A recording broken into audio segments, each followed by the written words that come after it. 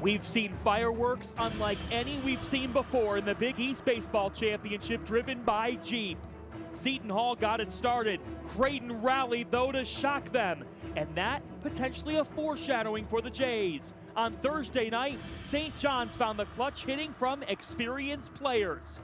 Then on Friday, it's about surviving and advancing, and Xavier did that before we saw the highest scoring game in Big East tournament history.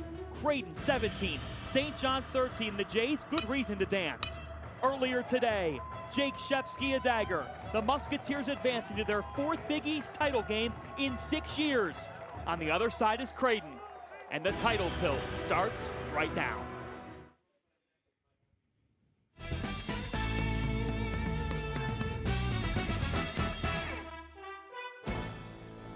Welcome to Championship Saturday night in the Big East Baseball Tournament, driven by Jeep. That's what they're fighting for. It's the top two seeds, the Creighton Blue Jays and the Xavier Musketeers here at Prasco Park. Here's a look at how these teams have gotten here. Creighton 2-0 in this tournament. They, with a win tonight, clinch their first Big East championship in program history. On the other side, the Musketeers need to win to force a Sunday showdown and an, if necessary, Game 7. Welcome to the broadcast booth. He is Dave Popkin. I'm John Fanta. How much fun is this? High stakes, October-like baseball in the month of May on Memorial Day weekend. These two teams have gone in different ways in this tournament in the past. Xavier's won the Big East tournament 3 times. Creighton came in, they know they're going to the NCAAs, yet, Dave, there's a pride factor for them to get that first Big East title. If Creighton were a movie, they'd be bridesmaids. Welcome to Prasco Park, the home of the 35th edition of the Big East Baseball Championship, driven by Jeep. The tournament kicks off with the 4th-seeded Seton Hall Pirates looking to play the upset card against the top-seeded Creighton Blue Jays. Welcome to Prasco Park, everybody. Picture-perfect day one of the Big East Championship. He's Matt Schumacher. I'm John Fanta. We'll join the dugout reporters Mike Schmaltz and Paul Frischner in a little bit. Matt, the stakes are high for these two teams in different ways. They both have yet to win the Big East tournament since conference reconfiguration. Yet, Creighton knows that it's likely heading to the NCAA tournament. Yeah, they've had a phenomenal year. They won 35 out of 46 games, which is just incredible. And I don't think they've gotten enough publicity for that accomplishment. But Ed Service told us, John, the celebration after the regular season title was modest because they have bigger goals on tap. That starts today. On the other side for Seton Hall, they're fighting for their season, and this is a familiar foe. They've played Creighton 5 times in the Big East tournament. They are 0-5, looking to flip the script today as we get to our Star Watch. If the Pirates are going to make a run in this tournament, it's their center fielder who has to lead them. Championship Saturday is here in the Big Apple at Eichen Stadium on Randall's Island. The Big East track and field champions will be decided today.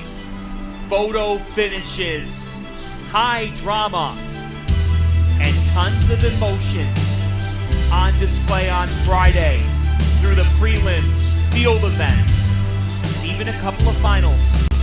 The highs and the lows of Big East track. And for some seniors, their last go at it. They want to make it count. We saw finals in the steeplechase with Brianna Ilarda from Providence, Christian Liddell from Georgetown, showcasing their top-tier talent. And now, more champions to be crowned right now on the Big East Digital Network.